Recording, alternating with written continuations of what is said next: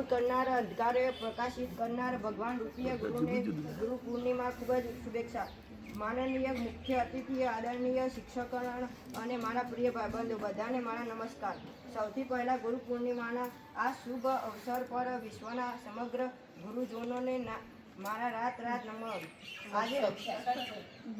આજે ગુરુ પૂર્ણિમા આ દિવસે આપણે આપણા ગુરુઓ અને શિક્ષકોને સન્માનમાં ઉજવીએ છીએ. ગુરુ પૂર્ણિમા દર વર્ષ અષાઢ મહિનાની પૂનમોના દિવસે ઉજવવામાં આવે છે.